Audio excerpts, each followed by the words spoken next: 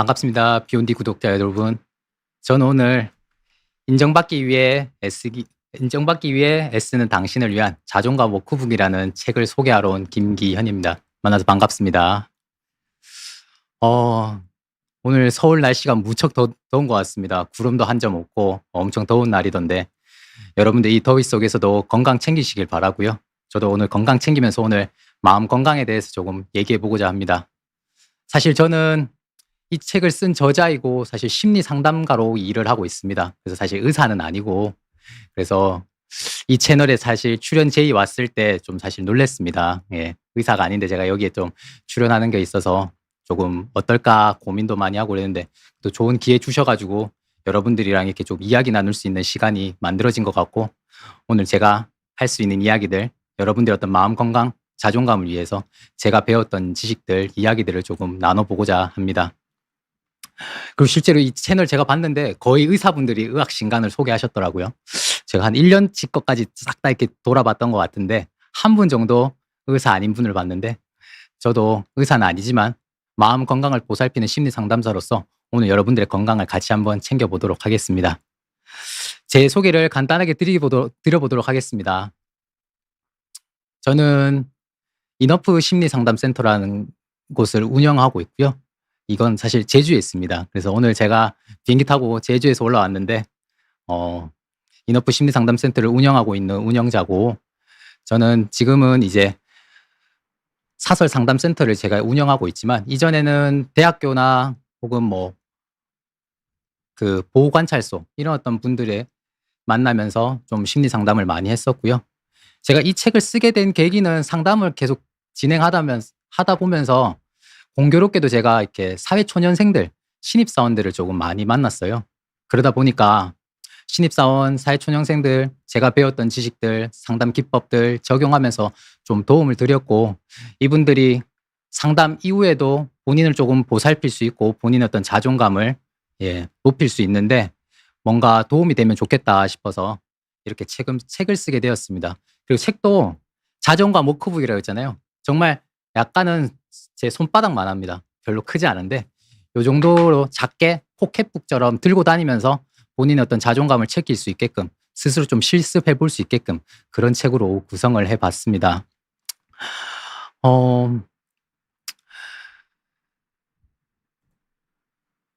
책 표지 보시면 좀 저는 귀엽다라고 처음에 받았을 때 귀엽다라는 느낌이 있었고 그 책 표지를 보시면 알겠지만 이 사회초년생인 주인공이 어떻게든 넘어지지 않으려고 이렇게 노력하고 있는 거 보이실 텐데요. 그러다 보니까 이런 어떤 모습이 한편으로는 짠하기도 한 것 같고 그렇습니다. 책 제목에서 보실 수도 있다시피 이 책은 자존감 워크북이고 실습 위주로 책이 이루어져 있어요. 상담을 하고 나서도 본인의 어떤 삶을 좀 보살피는 데 있어서 스스로 계속 실습하고 연습하고 그런 어떤 부분들이 많이 필요하다고 느꼈거든요. 그래서 상담 이후의 어떤 장면에서도 이 책을 통해서 여러분들이 조금 자신을 보살필 수 있고 그런 어떤 책이면 좋겠다 싶어서 이렇게 책을 구성했고 책이 크게 1장과 2장 이렇게 나누어져 있는데 1장에서는 여러분들이 좀 힘들 수밖에 없는 부분들 그런 것들을 좀 얘기하고자 했고 2장에서 실제로 이제 이 책의 의도한 바대로 하나하나 실습할 수 있는 실습지들이 제공이 되고 있습니다. 그래서 그런 어떤 것들을 오늘 간단하게 조금 소개해 드리도록 하겠습니다. 우리가 사춘기가 되면 가장 많이 듣는 질문 혹은 가장 많이 하게 되는 질문이 뭐라고 생각하시나요? 학교 다닐 때 저는 이 질문으로 들었던 것 같은데 과연 나는 누구인가? 이런 어떤 질문을 많이 했던 것 같습니다. 뭐 이 질문 아마 평생에 걸쳐서 우리가 하게 될 것 같은데요. 사실 근데 요즘 제가 살아보면서 지내보면서 우리는 나는 누구인가라는 질문보다는 사실 이 질문은 더 많이 하고 있지 않나라는 생각이 듭니다. 그게 바로 잘 하고 있는가라는 질문인 것 같아요. 정말 사회초년생이나 신입사원 같은 경우에는 새롭게 회사에 들어갔을 때 이제 나의 어떤 업무에 대한 어떤 능력 이런 것들 보여줘야 되고 그런 어떤 것들 신경 쓰다 보면 내가 정말 잘하고 있는가라는 이 질문의 앞에서 작아지고 위축될 수밖에 없는 것 같습니다. 잘하기가 쉽지 않은 어떤 상황임에도 불구하고도 말이죠. 그러다 보니까 이분들이 참 이 잘하고 있는가라는 질문 앞에서 너무나도 한없이 자신은 부족하다고 많이 느끼고 자신감도 많이 내려가는 것 같아요. 그래서 그런 어떤 것들을 여러분들이 느끼실 수 있을 것 같은데 뭐 사회초년생 신입사원이 아니어도 우리는 어떨 때 뭔가를 시작하게 될 때 그것에 대해서 '내가 이것을 잘하는가? 잘하고 있는가?' 이런 어떤 질문을 거듭 많이 하게 되는 것 같고 그럴 때마다 참 어려움을 경험할 때가 많은 것 같습니다. 그리고 이 "잘하고 있는가?"라는 어떤 질문이 사실 스스로 답하기가 되게 어렵습니다. 내가 스스로 '나는 잘하고 있다.'라고 느낄 수 있지만 이 "잘하고 있는가?"라는 질문에서 사실 스스로 확인하지 못하는 부분도 있죠.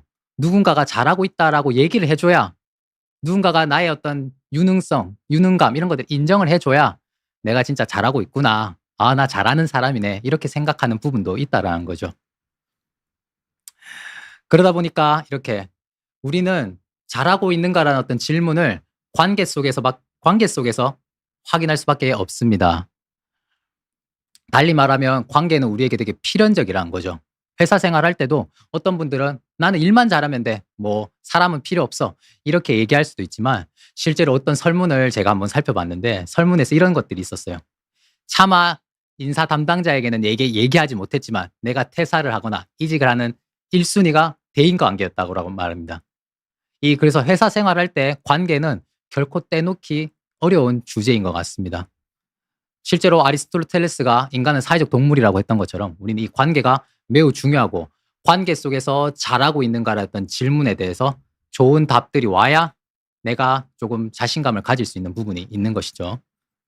그런 어떤 것들을 오늘 조금 더 제가 강조하고 이야기를 해보고자 합니다. 저는 사람이 기본적으로 관계 욕구가 있다라고 생각을 해요. 무슨 말이냐면 여러 주요 상담 쪽 분야에서 이론 그런 어떤 전문가들이 했던 여러 가지 이야기들인데 그중에서 관계는 우리의 필수적인 혹은 태어났을 때부터 가지는 기본적인 욕구다라고 여러 전문가들이 얘기를 했습니다. 그래서 세 가지 정도의 어떤 관계 욕구에 대해서 한번 말씀을 드리고자 하는데요. 첫 번째 제가 세 가지 관계 욕구 중에서 말씀드리고 싶은 것은 관계 욕구입니다. 이것은 소속감을 조금 원한다라는 거라고 볼 수 있고요. 우리가 태어났을 때부터 어디에 소속되어서 관계를 맺음으로써 어떤 집단, 조직 혹은 어떤 무리 속에 소속되고 싶은 어떤 욕구가 있다라는 겁니다. 실제로 심리 상담 분야에서 매우 중요한 이론 중에 하나인 대상관계 이론이라는 것이 있습니다. 그 이론에서는 우리는 태어날 때부터 의미 있는 타인과의 관계를 맺고 유지하려고 하는 욕구가 있다라고 이야기를 합니다. 즉 태어날 때부터 타인과 관계를 맺고 싶은 욕구가 있다라는 거죠. 그 정도로 이 관계 욕구는 우리에게 필수적이다라고 여러 이론들에서 얘기하고 있고요. 한편 또 다른 이론에서도 관계 욕구가 언급이 되기도 합니다. 지금 여기 보시면은 세 가지 단어가 보이시죠? 자율성, 관계성, 유능감 이렇게 세 가지가 보이는데요. 이 이론은 대시와 라이언이라고 하는 두 학자가 자기 결정성 이론이라는 것을 만들 때 이 자기 결정성 이론은 어떤 것이냐면 사람의 동기에 관한 어떤 이론입니다. 동기가 어떻게 만들어지고 동기를 더 얼마나 키우게 할 수 있는지 이런 어떤 이야기를 하는 이론인데 여기에서도 기본적으로 사람은 세 가지 욕구가 있다라고 얘기를 하고 있습니다. 그것이 바로 지금 화면에서 보실 수 있는 자율성, 관계성, 유능감인데요. 여기 보시면 이제 관계성이란 단어 보이시죠? 이 관계가 우리는 기본적으로 태어날 때부터 누군가 관계를 맺고 싶어 한다라는 겁니다. 즉 관계라는 것이 여러 이론에서 계속해서 이렇게 언급되고 있다라는 것들 보실 수 있는 거죠. 또 한편으로 우리에게는 애착 욕구라는 것도 있습니다. 이 애착 욕구라는 것은 무엇이냐면 어 젊은 분들 아니어도 이 부부 사이에서나 커플 이런 것들에 있어서 이 애착 유형을 많이들 확인하시는 분들인데요. 뭐 안정 애착이다. TV에 통해서 많이 보실 수 있어요. 안정 애착, 뭐 회피형 애착, 불안형 애착 뭐 이런 어떤 것들 들어보셨을 텐데 그때 이 이론의 애착 그 이론의 기본이 되는 것이 있습니다. 그것의 이론에 따르면 애착 욕구가 우리는 있고 이 애착 욕구를 통해서 심리적으로 안정감을 받고 싶다는 거죠. 그래서 그런 어떤 것들이 여러 이론에서도 이렇게 확인이 될 수 있는데요. 보시면은 이 애착 이론이라는 것을 만든 존 볼비라는 학자가 있습니다. 존 볼비 학자는 우리는 태어났을 때부터 정서적으로 중요한 타인에게 접근해서 그로부터 안전과 안정을 얻으려는 하는 본능적인 욕구가 있다라고 얘기를 했어요. 즉 애착 이론에서도 우리는 누군가와 관계를 맺어서 안정감을 얻으려고 하고 애착 욕구가 있다라는 것이 언급이 되었습니다. 실제로 이를 확인할 수 있는 실험이 유명한 실험이 있습니다. 이 실험은 아주 오래전에 진행된 실험이어서 사진으로 이렇게 흑백 사진으로 남아 있는데요. 해리 할로우라는 학자가 원숭이를 데리고 실험을 한 겁니다. 지금 화면에 보시면은 원숭이가 이렇게 한쪽에 있고 다른 한쪽에도 뭐가 있는데 이 실험은 어떤 실험이었냐면요. 원숭이한테 두 어떤 대상을 줍니다. 두 대상을 주는데 한쪽 대상은 어 원숭이가 살기 위해서 필요한 어떤 영양분을 공급하는 엄마 같은 대상이 하나 있고요. 다만 이 대상은 먹을 것을 제공하고 그 이후에 그 테두리에는 철 같은 걸로 이렇게 좀 차갑게 이 대상을 만들어 놨어요. 하지만 먹을 것은 주고 철이 있다면 다른 한쪽 대상은 먹을 건 안 줍니다. 하지만 되게 뭔가 촉감을 딱 닿았을 때 부드러운 따스한 어떤 부드러운 천 같은 털 같은 그런 어떤 걸로 이렇게 대상을 만들어 놨는데요. 원숭이가 이 두 대상을 잘 갖고 있을 때 어떻게 행동하는지를 한번 살펴본 거예요. 원숭이가 어떻게 했을 것 같으신가요? 실험 결과가 되게 당시에 놀랐습니다. 왜냐하면 원숭이는 살기 위해서 먹을 것이 필요하겠죠. 우리 사람도 먹을 것이 항상 필요한 것처럼 말이에요. 그래서 많은 연구자들이 먹을 것을 필요로 하는 먹이가 있는 대상에 계속 원숭이가 있지 않을까라고 생각을 했어요. 근데 막상 해보니까 결과가 그렇지 않다라는 겁니다. 원숭이가 행동을 하는데 먹을 걸 필요로 할 때는 그 먹을 것을 갖고 있는 대상에게 갔다가 먹을 것이 끝나면 그러니까 본인의 어떤 그 굶주림을 해결하고 나면 따스함을 느낄 수 있는 털처럼 이렇게 촉감이 부드러운 곳에 하루 온종일 혹은 많은 시간 이렇게 붙어 있었다라는 것을 이 연구를 통해서 확인을 하게 된 거예요. 즉 우리는 먹을 것이 생존에 매우 중요하다라고 할 수도 있지만 누군가와 이렇게 접촉하고 따스함을 느끼고 이런 어떤 것들이 본능적으로 있다라는 것을 이 원숭이 실험을 통해서 확인을 한 겁니다. 인간도 이와 다르지 않다라는 거죠. 그래서 이렇게 우리는 애착 욕구가 있다라고 여러 연구들에서 혹은 여러 이론가들이 이야기를 했고요.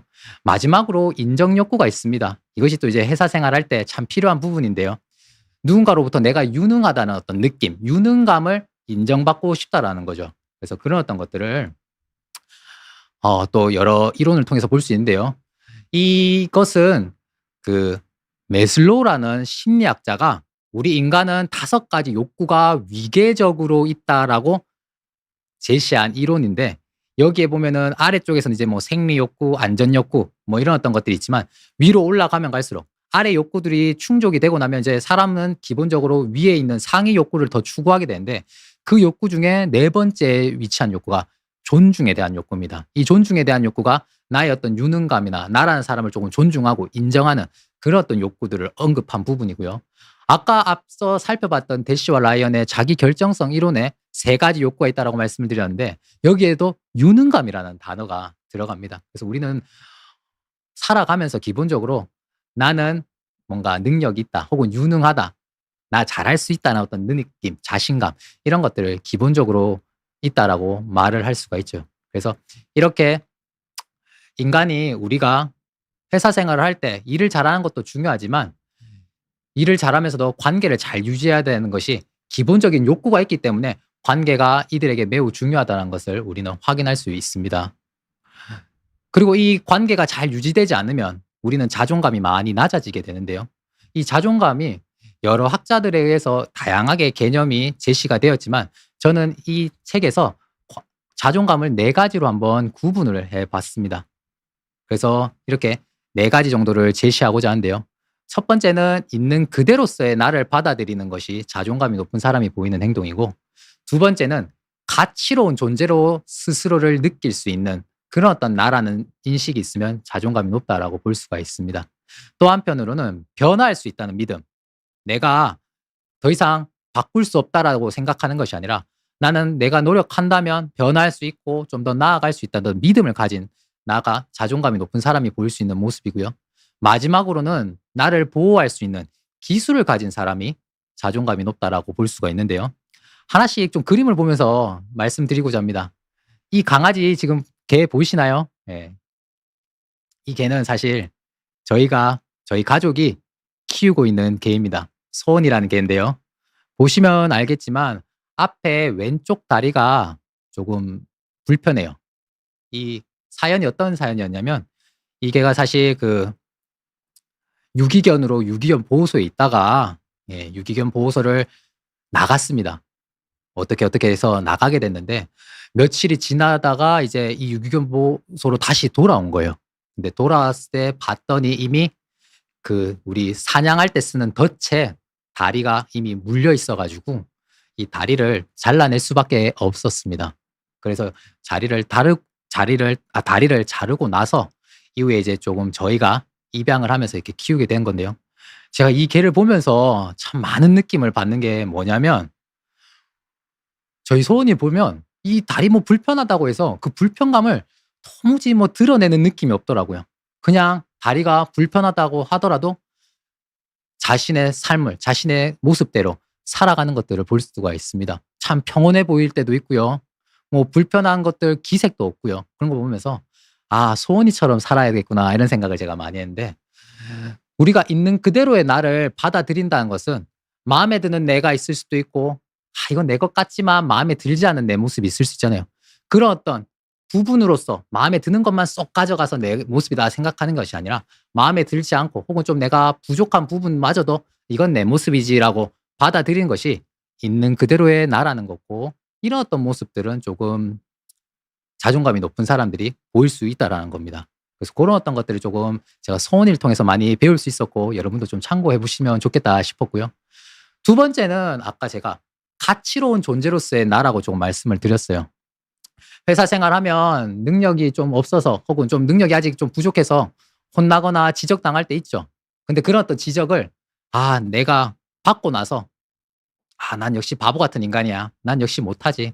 뭐 이런 든 생각을 하면서 나라는 사람이 정말 가치 없는 존재라고 느끼는 것이 아니라 '내가 지금 아직은 업무에 대해서 좀 부족한 거는 맞는 것 같아. 하지만 그렇다고 해서 나라는 사람이 부족한 인간은 아니야.' 이렇게 자신의 어떤 존재를 가치로운 존재라는 것을 유지할 수 있는 그런 어떤 모습을 갖는 것이 자존감이 높은 사람의 모습이라고 볼 수 있고 이런 것들은 여러분들이 갖추시면 좋겠다라고 저는 말씀을 드립니다. 세 번째는 이분 제가 이번에 이렇게 강의 자료 준비하면서 좀 찾아보면서 가지고 오게 된 분인데 이분이 미국에서 생활하시는 90대 한인이라고 합니다. 이 사진은 2년 전 사진이거든요. 2년 전 사진인데 이분이 마라톤 완주하고 나서 이제 기념사진을 찍으신 거예요. 보시면은 이분이 2023 년도 이미 세계에서 유명한 6대 마라톤을 완주를 했다 그러고 이 마라톤 완주도 뭐 젊을 때부터 했다는 게 아닙니다. 70대 넘어서 마라톤을 시작해서 90대 되어서 이제 6대 마라톤을 완주하고 제가 이후에 또 기사 찾아보니까 작년에는 남극 마라톤도 갔다 오셨다고 하더라고요. 이처럼 이분은 70 대가 되어서 우리가 뭐 노인이라고 해서 뭐 몸이 불편하다고 해서 '난 이제 더 이상 안 되지.' 이런 생각을 하신 게 아니라 70대 되어도 '내가 운동해 봐야겠다. 마라톤 해 봐야겠다.'라고 마음을 갖고 연습을 하시다 보니까 이렇게 6대 마라톤도 나가시고 뭐 남극 마라톤도 가시고 이렇게 완주하신 거잖아요. 이것이 자존감이 높은 사람이 보일 수 있는 세 번째 모습이라는 거예요. 즉 변화할 수 있고 내가 좀 더 나아질 수 있다는 믿음을 가지는 것이 중요하다라는 것을 이분을 통해서 우리가 조금 더 배울 수 있지 않을까 싶습니다. 마지막으로는 스스로를 보호할 수 있는 기술을 가진 사람이 자존감이 높은 사람입니다. 때때로 우리가 부족함을 느끼고 내가 좀 더 개선해야 될 것 같은 이런 어떤 느낌도 많이 받지만 그리고 어떤 상사로부터 혹은 누군가로부터 이렇게 비난, 비판받을 때 마음이 아프죠. 스트레스 받습니다. 저도 그렇고요. 저도 참 지적받을 때 마음이 아프고 기분이 좀 안 좋고 그렇기도 한데 자존감이 높은 사람들은 이럴 때 스스로를 지킬 줄을 압니다. 지킬 수 있는 기술도 갖고 있고요. 그런 어떤 것들이 뭐 사람마다 다양하겠죠. 어떤 사람은 친구 만나서 수다 떠는 것이 스트레스 푸는 거고 나를 이렇게 좀 기분 좋게 하는 어떤 방법이 될 수도 있고요. 혹은 어떤 사람은 맛있는 거 먹는 거. 저는 아이스크림 먹는 거 좋아하는데 아이스크림 먹으면 기분 좋아지더라고요. 뭐 그런 어떤 것들도 스스로를 지킬 수 있는 기술을 가지고 있는 사람의 모습이라고 볼 수 있고 혹은 뭐 운동하는 거 혹은 뭐 명상을 해서 좀 마음을 차분히한다거나 혹은 내가 좋아하는 뭐 모바일 게임이나 컴퓨터 게임 너무 과하지 않는 선에서 하는 것도 스스로를 지킬 수 있는 거예요.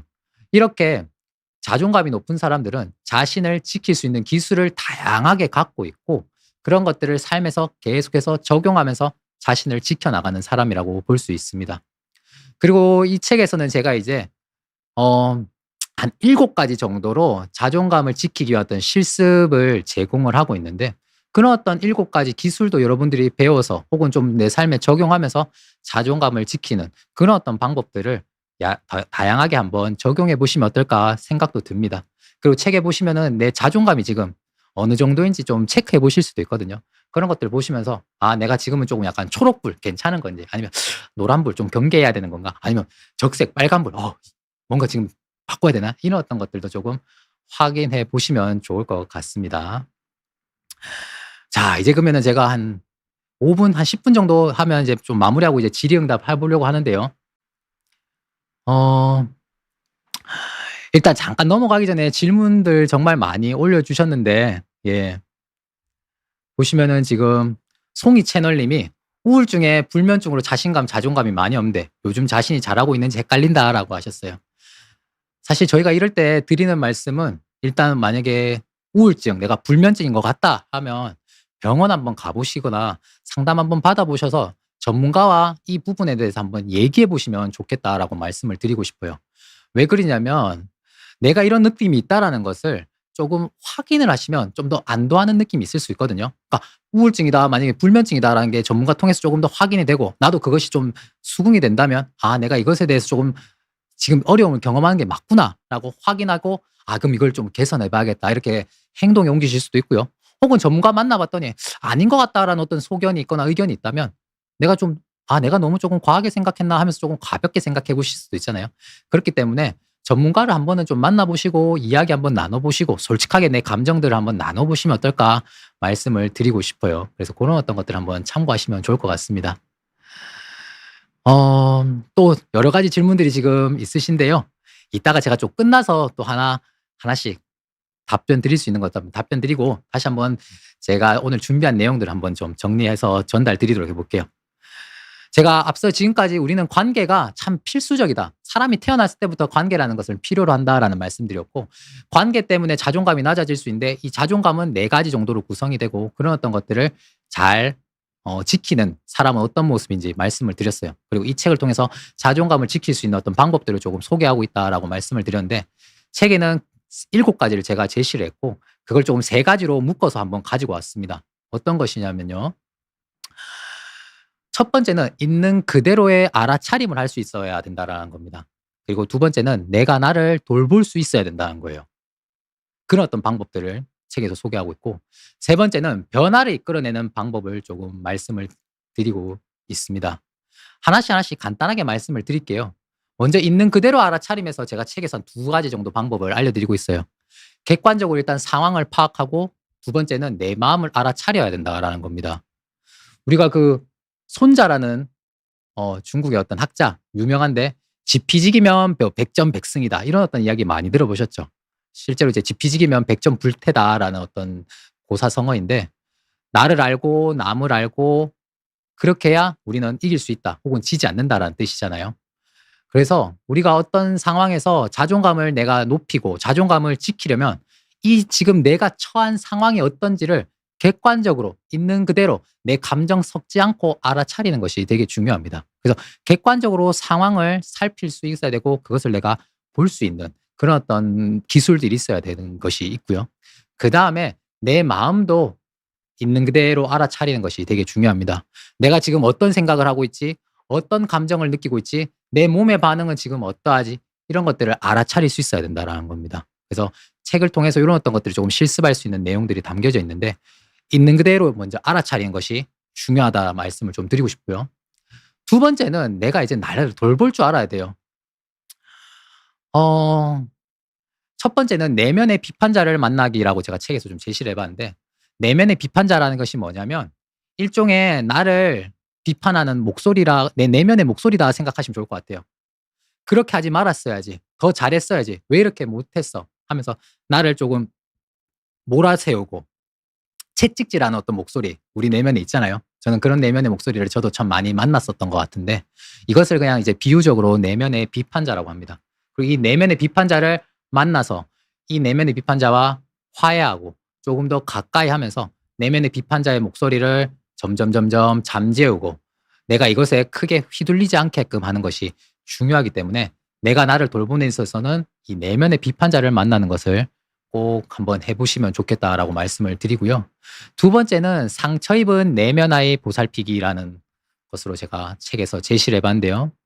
상처 입은 내면 아이라는 것은 이것도 비유적인 표현입니다. 무엇이냐면, 살아오면서 내가 받았던 어떤 아픔들, 좌절들, 실패 혹은 상처들, 그런 것들이 있잖아요.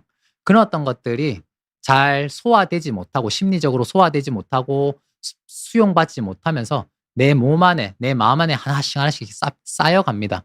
그런 어떤 것들이 때때로 이제 다시금 나의 어떤 삶에 드러나면서 힘들게 하기도 하는데, 이런 어떤 내가 과거에 이해하지 못했고 받아들이지 못했고 혹은 적절하게 표현하지 못했던 아픈 마음들을 상처 입은 내면 아이라고 합니다. 그래서 이런 상처 입은 내면 아이를 여러분들이 이제 잘 보살펴 줄 알아야 됩니다. 그래서 이렇게 내면의 비판자를 만나서 화해하고 이야기 나누고 이해하고 상처 입은 내면 아이를 마주하고 또 이 일을 보살피는 것들이 결국은 여러분들이 자신을 돌보는 방법이 되실 수 있을 거예요. 그래서 그런 것들을 한번 해보시면 좋겠다라고 말씀을 드리고 싶고요. 세 번째, 마지막은 이제 변화를 이끌어내야 됩니다. 여러분들은 뭐 내가 나를 돌보고 나를 위로하고 응원하고 이런 것들도 매우 중요한 것 같아요. 저는 그것을 개인적으로 매우 중요하다고 생각하지만, 그렇다고 해서 현실을 개선하지 못하고 바꾸지 못한다면 계속 좌절이나 실패, 아픔들은 있겠죠.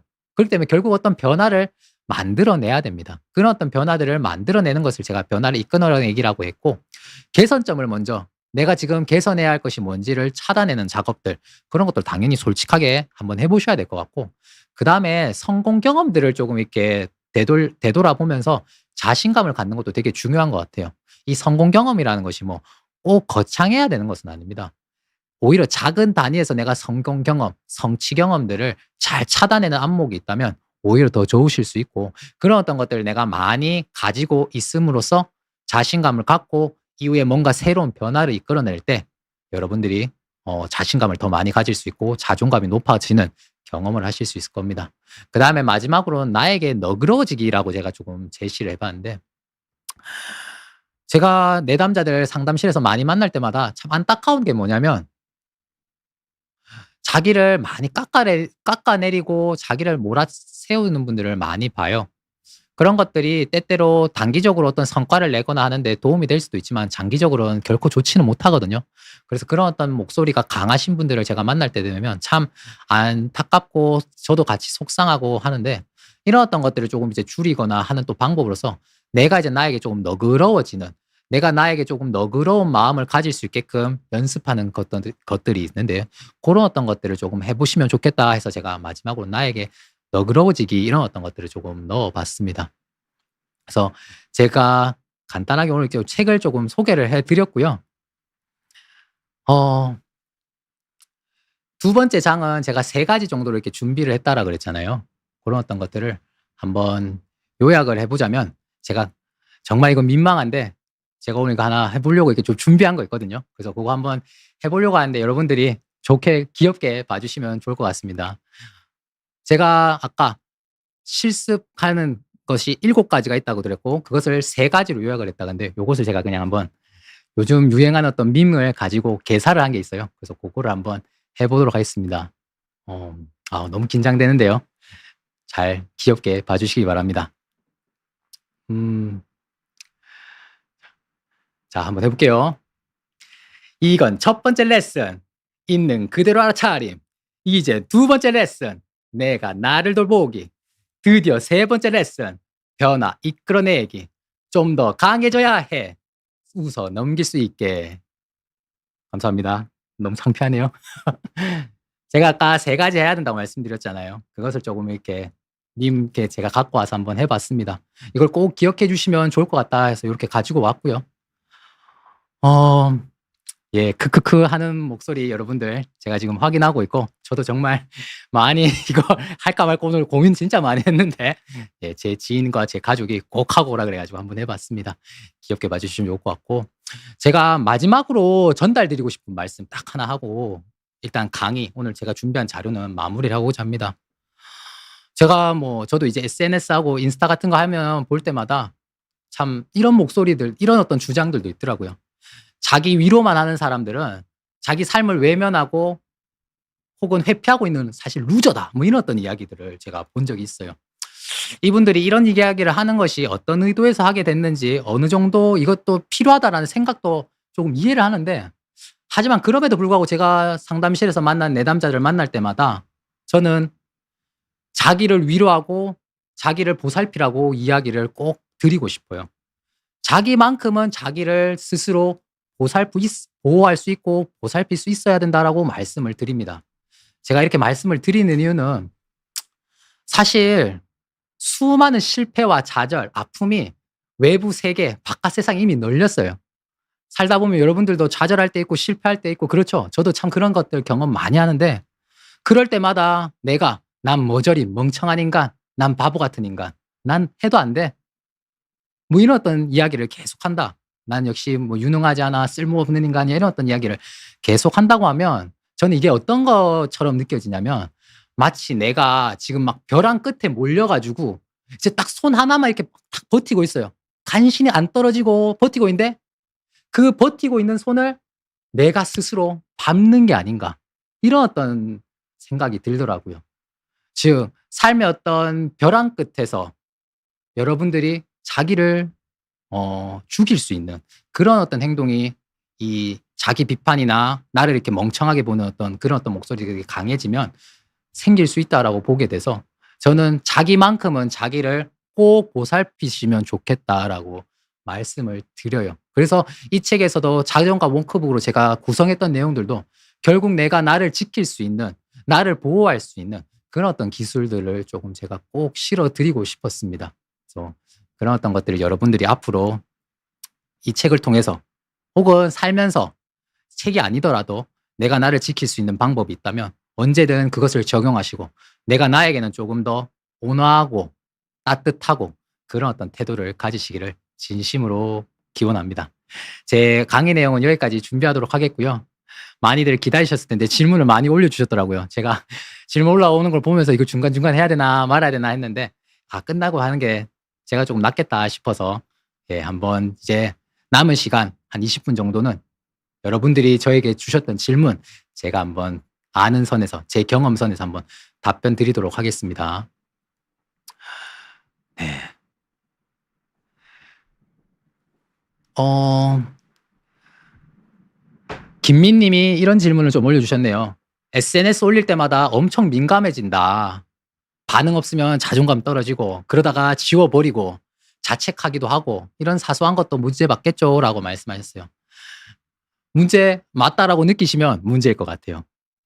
문제가 아니라고 느끼시면 문제가 아니실 수 있는데, 이런 것들이 내가 이제 신경이 쓰이겠다, 쓰여지기 시작했다라는 건 문제의식이 좀 생겼다라는 거잖아요. 그런 어떤 것들이, 그리고 뭔가 글 올렸는데 하트, 좋아요 뭐 이런 거 없으면 이제 막 신경 쓰이고 막 여러 가지 막 잡념도 많이 생기고 이러시다면, 조금은 이것에 내가 좀 과도하게 지금 영향을 받고 있구나 생각하시면 좋을 것 같아요. 근데 뭐 이것 때문에 제가 지금 김미 님이 올려주신 내용 가지고 이게 뭐 병원을 가야 된다 이런 생각은 안 하는데, 본인이 신경이 쓰이신다면 조금은 한번 이걸 내가 어떻게 해야 되지 고민하는 시간들은 있으시면 좋겠다 싶습니다. 네, 다음으로 이제 김홍성 님. 예.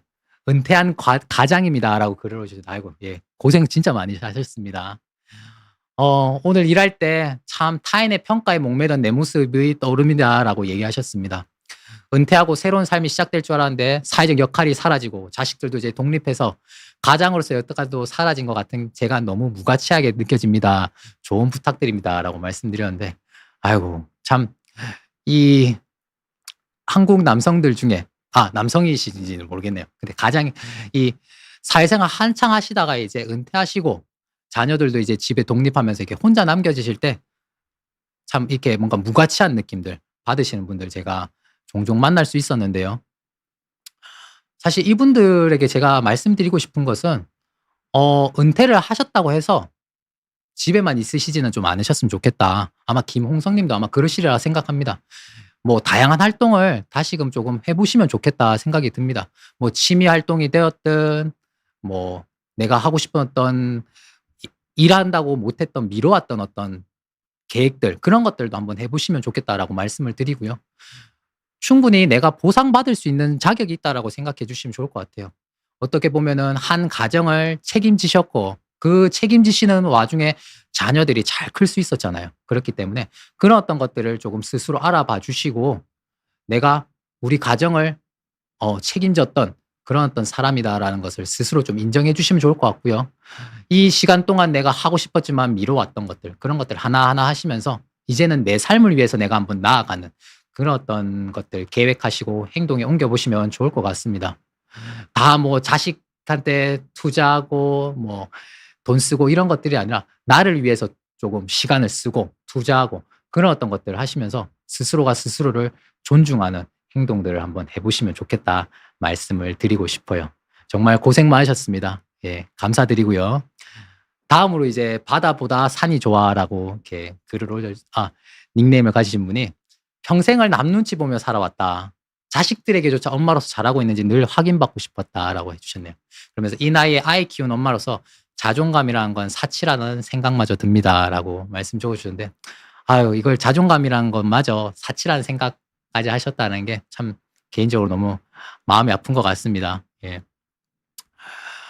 제가 근래 만나고 있는 분 중에도 요런 어떤 걸 고민하고 있는 분을 제가 실제로 만나고 있어요. 자식들은 너무 잘 크고 있는데 내 삶은 없었다. 나는 너무 자식만 키우는데 신경을 많이 썼던 것 같다. 근데 이제 자식이 거의 이제 대학을 준비하고 있고 이제 곧 아마 집을 떠날 텐데 이때까지 내가 뭐 했나 싶다. 뭐 이런 어떤 이야기 주면서 저와 이렇게 좀 지금 만나는 분도 계신데 이런 분들 이제 우리가 빈둥지 증후군이라고 하나요? 예. 자식들 다 떠나보내면서 집이 이제 집이라는 어떤 둥지가 비어버린다는 거죠. 그러면서 겪는 어떤 우울감, 불안감 혹은 뭔가 무가치감 이런 어떤 것들을 경험하실 수 있는데요. 저는 부모들도 아까 김홍석 님도 비슷했을 수 있지만 이 바다보와 산이 좋아하는 분들도 이 부모라는 분들도 자식을 놓아주는 과정, 자식만 독립해서 가는 것이 아니라 자식을 독립시키는 부모도 자식을 떠나보내는 과정을 연습할 수 있어야 된다라고 말씀을 드리고 싶어요. 그래서 지금 이렇게 아이 키우는 엄마로서 지내시고 계신데 아이가 없는 어떤 생활이 될 때 내가 하고 싶은 것들이 뭔지 한번 생각해 보시면 좋을 것 같고요. 그런 것들을 그때까지 미루시는 것이 아니라 지금부터 하나하나씩 실천에 옮겨 보시면 어떨까 싶습니다. 그게 결코 뭐 이기적이어서 혹은 아이들 생각하지 않고 내 것만 챙기는 어떤 사람이 아닙니다. 오히려 아이들도 그런 것들을 볼 수 있어야 '아 엄마도 엄마의 삶이 있구나. 엄마가 나를 위해서 자신의 삶을 많이 양보했구나.'라는 것도 느낄 수 있고 엄마가 자신의 좀 삶을 살면서 좀 더 즐거워하고 재밌어하고 뭔가 '삶의 의미가 있다.'라고 아이가 느낄 수 있어야 '아 삶이라는 걸 저렇게 엄마처럼 나도 본받고 살아야겠다.'라고 느낄 수 있을 것 같아요. 그렇기 때문에 지금부터라도 아이의 어떤 눈치만 보고 아이만을 맞추시는 것이 아니라 내가 살고 싶은 삶, 내가 아이가 독립했을 때 추구하고 싶은 삶 그런 것들을 지금부터라도 조금씩 한번 실천해 보시면 좋겠다 싶습니다. 그리고 지금 너무 잘하고 있으시다는 것도 꼭 말씀드리고 싶어요. 감사합니다. 네. 깜빡핑님. 예. 저는 자존감이 높은데 자존감 있는 척 하다 보니 오히려 더 공허해질 때가 있더라고요. 진짜 자존감은 어떻게 만들어가는 건지 의견 듣고 싶다라고 말씀해 주셨는데요. 네. 이 자존감 정말 자존감 있는 척이랑 자존감 진짜 있는 사람이랑은 저는 좀 다르다라고 느끼는데요. 진짜 자존감은 제가 생각하기에 아까 저는 자존감 높은 사람 네 가지 말씀을 드렸잖아요. 그런 어떤 것들을 좀 갖춘 분이라고 생각을 합니다. 부족한 것, 내가 마음에 안 드는 부분도 '그것도 내 모습이다.'라고 인정할 수 있어야 되고 누가 그런 것들을 언급할 때 '맞아. 그것도 내 모습이야.'라고 이렇게 받아들일 수 있는 그런 어떤 모습이 진짜 자존감이 높은 사람의 어떤 모습이라고 생각하고요. 그리고 평소부터 나를 이렇게 좀 자존감을 지킬 수 있는 기술들, 방법들 여러 가지 갖고 삶에서 적용하시는 분들이라면 자존감이 진짜 높은 사람이 아닌가 생각이 듭니다. 그리고 '나는 여기까지야. 나는 더 이상 할 수 없어.' 뭐 이렇던 생각하는 게 아니라 내가 계속해서 나는 노력하고 내가 개선한다면 뭐 최고는 아니더라도 조금씩 조금씩 어제보다는 조금 더 나아질 수 있는 어떤 믿음 가지고 실천하시는 사람이라면 저는 정말 그것은 자존감이 높은 사람의 모습이 아닐까 생각이 듭니다. 네. 그다음에 이제 WTCB 님, 예, "식욕이 관계욕보다 크다고 볼 수 있냐?"라고 말씀해 주셨는데 여기에 대해서 이거는 뭐 사실 뭐가 더 크다라고 제가 말씀드리긴 좀 어려울 것 같아요. 식욕도 있고 관계욕도 있는데 뭐가 더 크다? 이거는 사람마다 조금 다를 것 같습니다. 어떤 분들이 실제로 식욕이 더 크실 수도 있고요. 어떤 분들은 관계욕이 더 크신 분들도 제가 만나게 되는 것 같아요. 그렇기 때문에 내가 나에게 식욕이 더 큰지 관계욕이 더 큰지 그런 것들을 한번 돌아보시면 어떨까 생각이 드네요. 네. 그다음에 이제 하루 한 컷 님이 "어릴 때부터 부모님께 인정받으려고 애쓰다 보니 지금도 상사나 아내한테 인정 못 받으면 견디질 못하겠어요. 이게 어릴 때 형성된 패턴이라면 바꾸기 어렵겠죠?"라고 하셨는데 바꾸기 어렵다라고 제가 대답을 드리면 마음이 어떠실 것 같습니까? 저라면 조금은 절망적이지 않을까 싶습니다. '내가 노력해도 바꿀 수 없다. 이거 그냥 내가 태어나서 타고나서 혹은 어릴 때부터 만들어진 거라서 더 이상 바꿀 수 없다.'라고 한다면 좀 절망적이지 않을까 싶어요. 그리고 실제로 제가 이제 내담자들 상담실에서 만날 때마다 이런 질문 비슷하게 해 주시는 분도 있어요. 제가 어릴 때부터 이렇게 뭐 왕따 경험이 있다거나 혹은 부모님한테 너무 좋은 환경을 제공받지 못하고 이렇기 때문에 제가 이렇게 성격이 됐어요. 저는 이게 이제 안 될 것 같아요. 이런 어떤 얘기 해 주시는 분들인데 그렇다면 사실 상담도 의미가 없죠.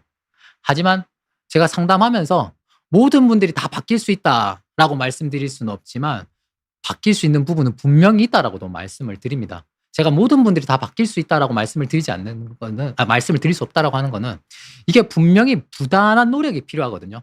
한번 딱 뭔가 딱 바뀌어 가지고 이후부터 쭉쭉 바뀌면 너무 좋겠는데 그게 아니에요. 한 번을 변화를 만들어 내시고 시작하셔서 쭉 계속 나아가셔야 됩니다. 이 과정에 계속 연습을 하셔야 되는 거죠. 상담은 일종의 이 변화를 만들어 가는 처음 마중물을 만 그르 하는 거고 결국 내 삶에서 내가 나의 변화를 이끌어내기 위해서 꾸준히 노력하시는 것들이 있어야 돼요.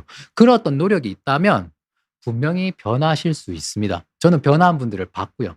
그리고 뭐 제 삶을 간단하게 공유하자면 저도 제가 변한 부분이 있다라고 느끼거든요. 어 아까 어떤 분이 뭐 대학원을 뭐 그거에 대한 질문이 있었던 것 같아요. 제가 대학원 들어갔을 때 저는 사실 상담사 하고 싶어서 상담 쪽 전공으로 대학원 들어갔는데요. 들어가 봤더니 다른 분들 제 동기나 선배들은 다 너무 누구 이야기 들으면 공감을 잘 하시더라고요. 근데 저는 공감이 진짜 안 되더라고요. 뭐 요즘 유행하는 뭐 제가 모든 걸 이걸 다 믿는 건 아니지만 MBTI 참 유행이잖아요. MBTI 제가 딱 그 T거든요. F 아닌 T인데 그래서 제가 대학원 들어갔을 때 뭐 누구 얘기 들으면 누구는 공감이 되네. '아 정말 마음이 아프네.' 이러는데 쟤는 얘기 들었을 때 '저게 뭐지? 왜 마음이 아프다는 거지?' 제가 이런 어떤 생각을 많이 했고 그런 것들을 여러 번 보다 보니까 '아 나 상담 전공 괜히 선택했나? 나 여기 안 맞는 사람인가?' 뭐 이러면서 좀 제가 대학원 첫 학기 때 되게 수업에서 이렇게 막 엎드려 있고 많이 이렇게 좀 위축되고 자신감 없이 생활했던 때가 있습니다 실제로.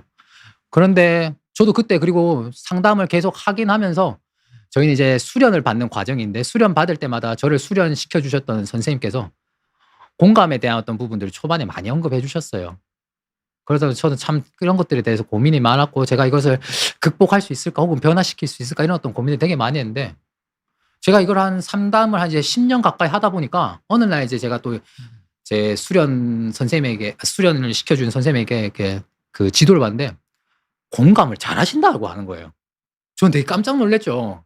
공감 되게 못하는 것 때문에 저한테는 좀 약간 컴플렉스 같은 느낌이었는데 공감을 잘하는 것 같다니까 처음에는 '이게 맞는 말인가? 나 그냥 기분 좋으라고 하는 말인가?' 이런 어떤 생각 많이 했는데 이후에 제가 한 내담자 만났는데 한 내담자가 상담 끝날 때 저에 대해서 얘기해 줄 때 "아 상담 선생님 덕분에 참 공감 많이 받았어요. 이해 많이 받았어요." 이런 거예요. 그 내담자가 또 저한테 "공감 잘해 준다." 이렇게 얘기하니까 그때는 제가 좀 더 이게 와 닿더라고요. 그러면서 '아 공감이라는 것도 뭐 내가 노력하면 바뀔 수 있구나. 이런 어떤 생각들을 많이 하게 되었습니다. 물론 때때로 제가 여전히 부족함이 있다라고 생각은 하지만 변화가 불가능했다면 제가 계속해서 저는 공감 못한다라고 생각했겠죠. 그리고 공감 못하는 것 때문에 지적받기도 했을 거고요. 하지만 저를 지도해 줬던 어떤 슈퍼바이저 선생님이나 저의 어떤 만날 수 있었던 내담자가 제가 공감 참 잘한다는 어떤 이야기 해주실 때, 아, 내가 변했구나. 내가 이거 노력 정말 많이 했구나라는 것들을 느낄 수 있었기 때문에 여러분들이 느끼는 어떤 어려움들, 고민들도 저는 분명히 변화할 수 있다라고 생각을 합니다. 하지만 시간은 걸릴 수 있다. 꼭 인내심을 가지고 노력하시면 좋겠다. 말씀을 드리고 싶어요. 네, 그 다음에 이제 바라님이 일한 지 2년 차다. 예. 정말 힘드실 때일 것 같은데, 회사에서 눈치 많이 본다. 눈치 보셔야죠. 2년 차면 눈치 당연히 많이 보이실 것 같아요. 선배들이 뭐라고 하지도 않았는데 분위기 계속 살피게 되고, 옆자리 선배 한숨만 쉬면 이게 나 때문인가 싶기도 하고, 마음 좀 편하게 일하고 싶은데 방법이 있을까요? 질문해 주셨는데요. 참, 저도 제가 이제 대학원 석사 과정 끝나고 첫 직장이 저는 이제 상담사로 지내고 싶었으니까 상담센터에서 일을 했습니다. 대학 상담센터에서 일을 했는데 정말 그분들 덕분에 제가 일 잘할 수 있었어요. 좋은 생활. 전 참 첫 직장이 제 기억에는 감사한 직장으로 많이 남아 있는데 그럼에도 불구하고 제가 처음에 직장 출근할 때 저도 긴장 많이 했습니다. 일을 처음 배워보니까 뭐 시스템도 처음 적응해야 되고 뭐 복사기를 제가 뭐 써본 적도 잘 없고 그러니까 복사기는 어떻게 뭐 해야지 되고 뭐 이런 어떤 것들 선생님들한테 많이 묻으면서 이제 상사한테 많이 지도받으면서 가는데 그럴 때마다 이 상사의 말 한마디 한마디가 상사는 악의가 없는데 제가 참 마음 아파했던 경험이 나요. 그렇기 때문에 이 사회초년생이나 신입사원일 때는 눈치를 볼 수밖에 없다라고 일단 말씀을 드리고 싶은데 마음 좀 편하게 일하고 싶은 방법. 사실 이게 저는 제 책에서 하고 싶었던 이야기입니다. 그래서 자존감 워크북이라고 실제로 실습할 수 있는 것들을 말씀을 좀 드렸고요. 그래서 아까 뭐 거듭 제가 세 가지 뭐 레슨으로 이렇게 밈을 만들긴 했지만 상황을 잘 파악하시고 그때 내 마음을 내가 스스로 보살필 수 있는 어떤 것들을 좀 하시면 좋을 것 같고요. 그다음에 실제로 이제 업무를 개선하고 내가 조금 더 일을 잘할 수 있게끔 하는 기술들, 어떤 것들을 하면 좋은지 좀 고민하시고 그런 것들을 조금 시도해 보시면 좋지 않을까 생각이 듭니다. 예. 다음으로 이제 노을길 산책님 한번 예, 질문 답변 드려볼게요. 시간이 지금 한 5분 정도 남은 것 같은데 질문을 제가 다 할 수 있을지 모르겠습니다. 하지만 할 수 있는 선에서 제가 다 한번 해보도록 할게요. 연애를 할 때 자꾸 상대방에게 잘 보이려고 애쓰고 나를 맞춰주다가 나중에 내가 누군지 모르겠더라고요. 이런 것도 자존감이랑 관련이 있을까요? 라고 하셨는데 이것도 저는 자존감이랑 관련이 있을 수 있다라고 생각을 합니다만은 왜냐하면 자존감이 높은 사람은 있는 그대로 나를 받아들이거든요. 그러니까 있는 그대로 나를 받아들인다라는 건 상대에게 내가 조율은 할 수 있지만 그게 맞춘다라고 표현할 수 있지만 내가 사라지는 경험은 아니거든요. 근데 지금 노을길 산책님은 잘 보이고 애쓰고 맞춰주다가 나중엔 내가 누군지 모르겠다. 내가 어떤 사람인지 모르겠다라는 말씀을 하셨다면 그거는 조금 제가 생각하기엔 과하게 조금 간 부분이 있는 것 같습니다. 그렇다라면 조금 이런 어떤 부분들은 내가 이제 나를 지켜내셔야 될 것 같아요. 내가 어떤 사람이고 맞출 수 있는 부분을 맞추지만 아닌 부분은 내가 아니다라고 말을 할 수 있는 것도 필요하실 것 같아요. 이게 심해지시면 그리고 이 관계가 계속 지속되면 어느 순간 나중에 누군가 내가 누군지 모르기도 하지만 삶이 약간 조금 억울해지실 수가 있어요. 나는 이 사람을 위해서 했는데 이 사람이 내가 기대하는 어떤 반응들, 애정들 이런 것들이 돌아오지 않을 때 참 내 삶이 뭔가 서글프고 억울할 수도 있고 혹은 어느 순간은 화가 나실 수도 있습니다. 그렇기 때문에 이 관계를 정말 지속하고 싶고 그렇다면 나의 모습도 이제 드러내고 내가 어떤 사람인지 이해를 해서 표현할 수 있는 그런 어떤 관계가 되시면 좋을 것 같아요. 예. 다음으로 이제 제가 두 가지 질문 정도만 더 해보도록 하겠습니다. 풀떼기 마법사님이 제 일을 더 잘하고 싶어 하는 게 제 능력을 너무 인정받고 싶어 하는 것 같아요. 저는 왜 이런 걸까요? 라고 하셨는데, 예. 아까 제가 말씀드렸던 것 같아요. 그러니까 무슨 말이냐면, 우리는 인정받고 싶은 욕구가 있습니다. 뭐 어떤 인정 욕구라는 것이 기본적으로 저는 있다고 생각해요. 저는 저의 내면을 볼 때 제가 인정 욕구가 있다라고 생각하거든요. 우리가 뭐 어떤 거 잘하고 싶지 못하고 싶지는 않잖아요. 그리고 잘했을 때 우리가 잘했을 때 받는 보상들이 있지 않아요. 칭찬을 받을 수도 있고요. 혹은 더 많은 기회를 얻게 될 수도 있고요. 이 유능감, 잘한다는 느낌들, 인정받는다는 느낌이 '참 내가 잘 살고 있구나. 나는 누군가로부터 되게 필요한 존재구나. 누군가를 나를 필요로 하는구나.' 이런 어떤 느낌을 주기 때문에 이 인정 욕구라는 것은 사실 되게 중요한 부분입니다. 그렇기 때문에 '이것이 이상한 것은 아니다.'라고 생각해 주시면 좋을 것 같아요. 그래서 "왜 이런 걸까요?"라고 하시면서 이게 그냥 궁금하시면은 궁금하셔도 좋다. 하지만 "왜 이런 걸까요?" 하면서 문제제하시지는 않으셨으면 좋겠습니다. 예. 질문 주셔서 감사하고요. 자, 마지막 질문 하나만 좀 받고 해 보겠습니다. 시간이 어느덧 다 됐는데, 이다정 님이 책을 읽으면서 상처받은 내면 아이를 모른 척하고 있는 스스로를 알아차렸어요. 나는 시간이 없다는 핑계로 도망치고 있는 것 아닌가 생각도 했지만 내면 아이를 마주하는 것 자체가 두려운 거더라고요. 혼자서 하기가 힘들 땐 상담을 받는 게 좋을까요? 라고 해주셨는데, 제가 이 책 구성할 때 이제 그 아까 내면, 상처받은 내면 아이 만나기 요거 이렇게 만들었잖아요. 이거는 스스로 할 수 있는 버전으로 이 책에서 제가 조금 약간 바꾼 겁니다. 스스로 할 수 있는 분들이 있거든요. 스스로 했을 때 정말 이게 너무 좋았다는 분들도 봤고, 그렇지만 이게 또 어떤 분들은 스스로 하기가 좀 어려울 수가 있어요. 왜냐하면 그걸 마주할 때 느껴지는 아픔들, 그게 너무 클 수도 있고 거기에 뭔가 좀 압도되는 느낌이 들 수도 있고, 그렇기 때문에 이런 것들이 조금은 부담스러울 경우가 있을 수 있습니다. 그런 어떤 경우라면 지금 질문 주셨던 것처럼 상담 전문가를 조금 만나면서 이 작업을 조금은 이것에 훈련되어 있는 사람에게 조금은 더 안전한 세팅에서 한번 해 보시면 어떨까 생각이 듭니다. 그리고 그때도 사실 부담스러울 수 있어요. 스스로 하는 것도 어렵지만 누군가와 함께 하는 것도 어려울 수 있거든요. 그럴 때는 이 주제 자체, '아 내가 이것을 해야겠다.'라는 필요성은 느끼지만 '아 이거 좀 하는 게 조금 쉽지 않은 것 같다.'라는 것을 상담 전문가와 이야기하신다면 그 상담 전문가가 아마 이다정 님 속도에 맞춰서 이 작업을 차근차근히 하게 될 겁니다. 이 속도를 맞추는 것, 저희는 조율한다라고 얘기를 드리는데, 조율을 하면 분명히 하실 수 있을 것 같아요. 그래서 그런 어떤 것들을 한번 해 보시면 어떨까 생각이 듭니다. 자, 제가 오늘 시간이 50 분이 벌써 다 갔네요. 예. 시작할 땐 참 제가 긴장 많이 했던 것 같은데, 그래도 이렇게 여러분들이랑 또 이렇게 질문과 답도 하면서 제 어떤 솔직한 이야기도 혹은 제가 생각하는 부분들 이렇게 좀 나눌 수 있어서 좋았던 것 같고, 어 여러분들에게 마지막으로 드리고 싶은 말씀은, 여러분들은 여러분들에게 이 슬라이드로 제가 좀 대신하고 싶네요. 예, 요 슬라이드가 제가 여러분들에게 마지막으로 드리고 싶은 말씀입니다. "당신은 이미 충분합니다."라는 이 말씀 제가 여러분들에게 드리고 싶어요. 스스로를 더 이상 너무 문제시하지 않으셨으면 좋겠고, '나는 이미 충분히 괜찮은 존재이다.'라는 것을, 그리고 '나는 이미 충분히 잘 지내고 있다.'라는 것을 스스로가 알아주시면 좋을 것 같습니다. 그래서 제가 여러분들에게 마지막 드리고 싶은 말씀은 "당신은 이미 충분합니다."라는 말씀이고, 이 말씀 여러분들 마음에 조금 와 닿으셨으면 좋겠습니다. 오늘 50분 넘게 저의 어떤 책 소개와 그리고 저의 어떤 의견들, 생각들, 저의 마음을 좀 이렇게 나눌 수 있어서 감사드리고요. 이 시간이 여러분들의 어떤 마음 건강을 챙기는데 조금이라도 도움이 되었다면 저에겐 뜻깊은 시간이 아니었나 싶습니다. 다음에 또 다른 기회가 있다면 여러분들 만날 수 있었으면 좋겠고요. 이 귀한 시간 저에게 또 투자해 주시고 함께 해 주심에 감사드립니다. 다음에 또 뵙겠습니다.